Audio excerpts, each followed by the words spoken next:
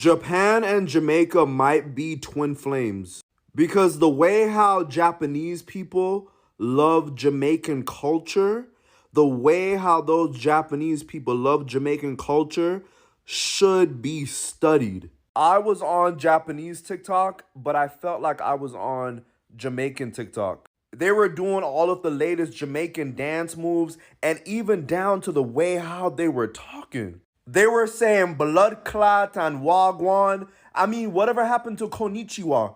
Whatever happened to that? How did blood clot and wagwan end up all the way in Japan? And then it was this one Japanese. Hello guys, now I'll be reacting on this video where we'll be featuring these content creators and also Japanese who are really obsessed with Jamaica, and we're going to explore much about this and also get to understand why the obsession for Japanese in Jamaica. And you can also let me know of your thoughts concerning this particular one. Do you think that Jamaica is a very nice country? Do you think that Jamaica is a very welcoming country, loving people? You just let me know in the comment section. I'll be here later on after this clip to be reacting and also share my commentary on the same. But please do share your thoughts and your views concerning this particular one. If this is your first time in this platform, please do subscribe, share our content. We're going to greatly appreciate. And also subscribe please, and share this content. Let's rock in now that you've done so. Japan and Jamaica might be twin flames because the way how Japanese people love Jamaican culture, the way how those Japanese people love Jamaican culture should be studied. I was on Japanese TikTok, but I felt like I was on Jamaican TikTok. They were doing all of the latest Jamaican dance moves and even down to the way how they were talking. They were saying blood clot and wagwan. I mean, whatever happened to konnichiwa? Whatever happened to that? How did blood clot and wagwan end up all the way in Japan? And then it was this one Japanese guy. He was speaking Japanese, but in a Jamaican accent. And the same guy in the video was saying that he loved Jamaican pum pum. And I was wondering, does he know what he's saying? I mean, I'm pretty sure he knows what pum pum means, but how did pum pum end up all the way in Japan? You know what, though? I love it. Blood clot konnichiwa. Big up on the blood clot konnichiwa self. Hold up, big up on the konnichiwa. I love Japan, but I love Jamaica more than Japan because Jamaica fit me more. Jamaican people more have vibes, attitude, and love to talk to people, more positive vibes to me, can fit me more. Yeah, that's why I feel comfortable when me in Jamaica. Dancehall culture and reggae culture, it's come from Jamaica. I tired to watch the phone to find which one is new dance, whatever, what's the trending, whatever. So I don't type of the run dancing from the phone. So, oh my God, I have to come back Jamaica quick as possible, So when we go home, when we the airport, and we cry and we start think about when we can come back here. So I just continued doing this. So right now, I live here. That time I went back Japan for pregnancy, carry out baby. About after she turned 2 years old, I came back to Jamaica because of she's half Jamaican, so she need to know the Jamaican culture and she need to speak English and all these things. So I decided to come back here for my daughter. Nice. And she's learning English and the culture. Yes.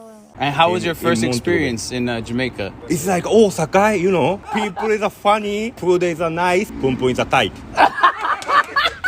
I think we can end the interview right now.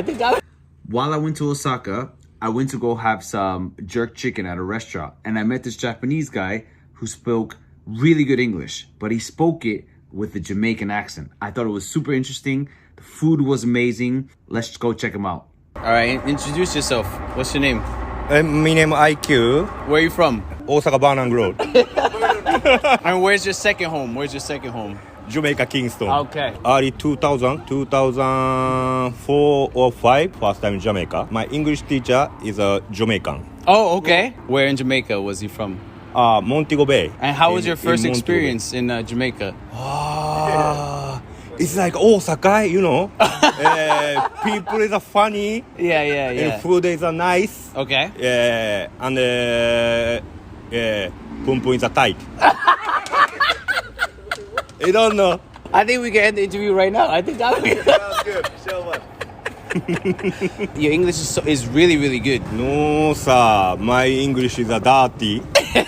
It's not the English, you know, patois, you know. Hold on, let me see. Go check out your boy, his jerk chicken, and practice some English with him. He's a really cool guy. Wagwan Rastafari. Are you excited for Carney? Yeah, I'm so excited for Carney. I can't wait to dagger and just get back to the roots, you know? Yeah, my hair's naturally like afro. Hi, Daddy. What do I want for dinner? Jerk chicken, obviously. He makes the best jerk chicken, like, ever. Look, this little bacon is pre-marinated. Can you just get me some, please? Babes, I beg, put some bashment on right now. I love bashment. Like, it's like my favourite genre. Who's my favourite artist? Probably like Vibes Cartel. Like, his music just reminds me of like those like ghetto like hall parties and like barbecues in Year 9. You never saw me at them. Well, I was always like the baddest at whining back then, so I was probably getting like daggered in the corner. That's probably like why you didn't see me. Wait, you're Jamaican? No way! Oh my god, I'm Jamaican as well. Yeah, my great grandfather had lived in Jamaica. No way. Hello guys, welcome back again. And you know, the first thing that hit me watching this was the word, you know, the obsession. Okay, let's name it. It's obsession after all, and it can sound scary or superficial, but here it felt like, you know, a kind of magnetic pull. Japan reaching for Jamaica because the music and also, you know, the movement and you know, the spirit answer something you know, human and universal. And sometimes love across oceans looks loud and a little awkward. Sometimes it looks like you know, devotion.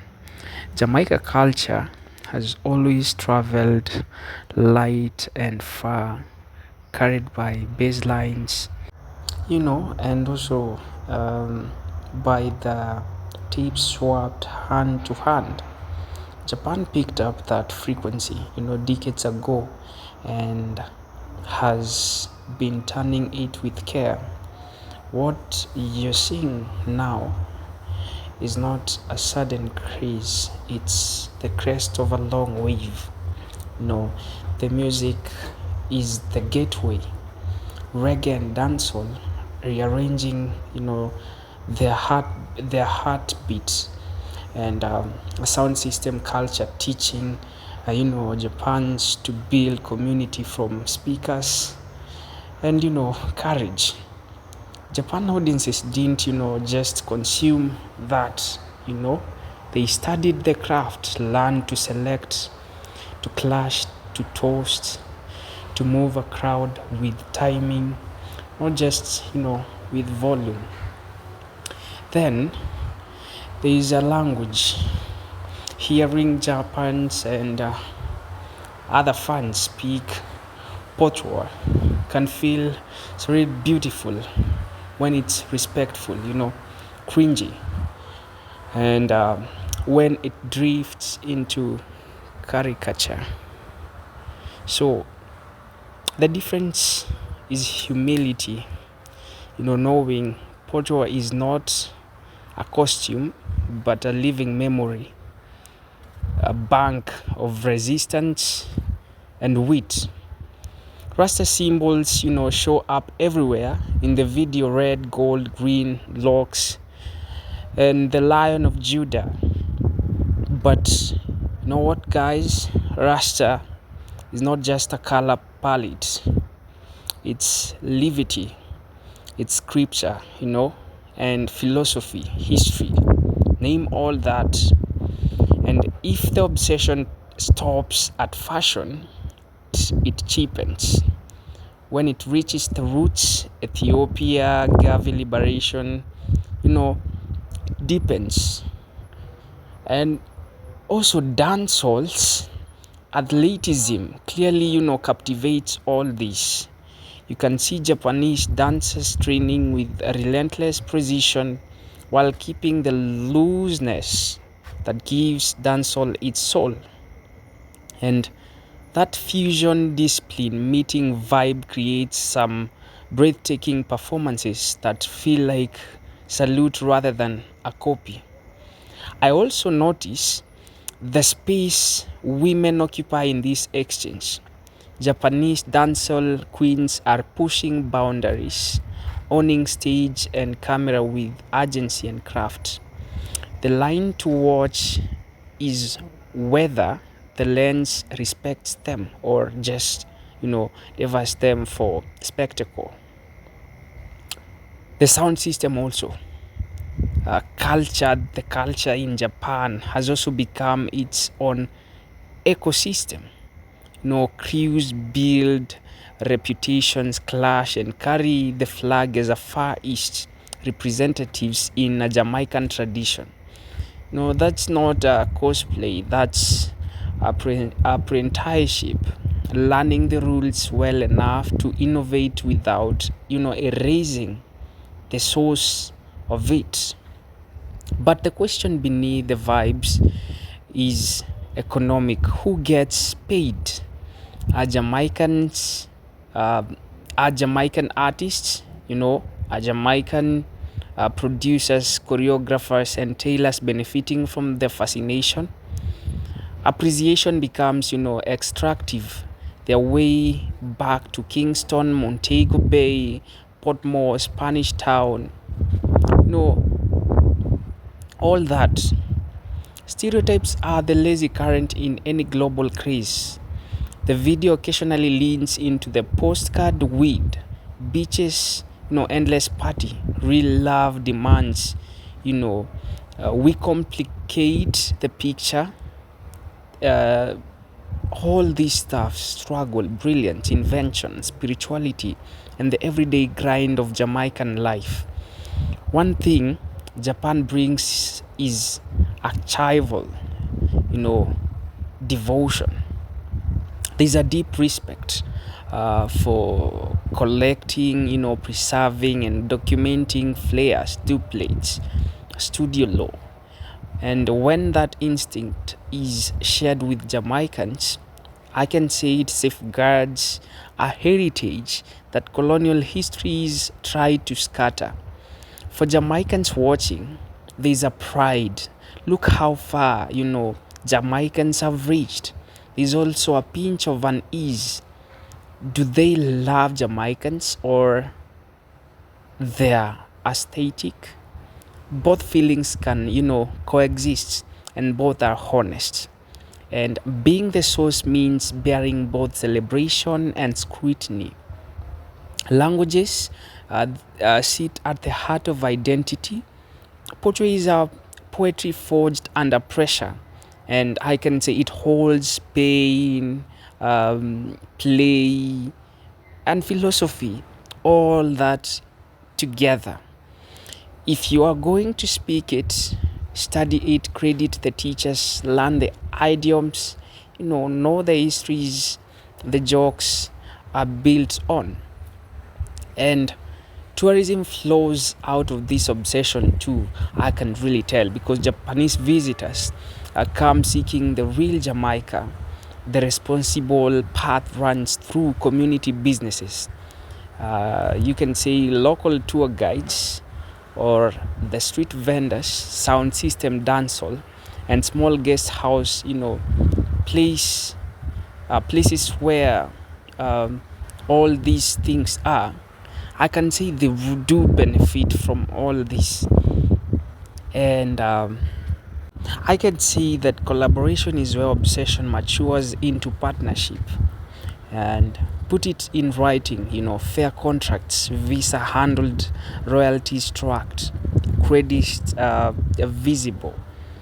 Invite Jamaican, choreographers to teach in Japan. Fly Japanese crews to train in Kingston studios with pay that respects, that source, the Jamaican nation. There's a room for cultural diplomacy too, and exchanges between schools, libraries, and community centers can travel further than just tour buses. And a residency for producers, a scholarship for dancers, a joint archive project. These are bridges that don't collapse when trends, move on. I would also say that we also have to talk about race here.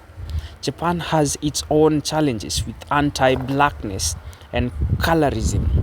If you love Jamaican culture, stand up for black people in Japan.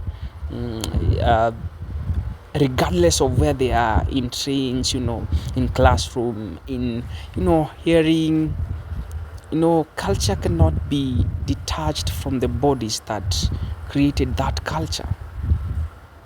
And I would also say that for Jamaicans, the task is to welcome and to bridge the boundary, open the door to sincere learners, close it to disrespect, set terms. This is sacred, and that is also a good posture. What I loved most in the video were the moments of genuine exchange, the laughter in Portugal that landed, and a pull up called at the perfect time. All these were amazing, and I love the fact that they do talk much good about Jamaican people, saying that they are loving, they are caring, they're all welcoming. That's why they can name it. And I guess that's why Jamaica has an influence not only in Africa, but also in the rest of all these continents. That's why they have this influence. I will say it's a big up to Jamaicans. And continue telling me of your thoughts concerning this in the comment section. I'll be here. Let's converse, let's have a talk about this. And if you've not yet subscribed and it's your first time here, please do subscribe to our channel, give us a like, share our content. We are going to greatly appreciate. Let's see each other in my next post. But until then, keep safe, support a brother, support a sister. This is the gospel, humanity being our way. Goodbye, my people. See you then.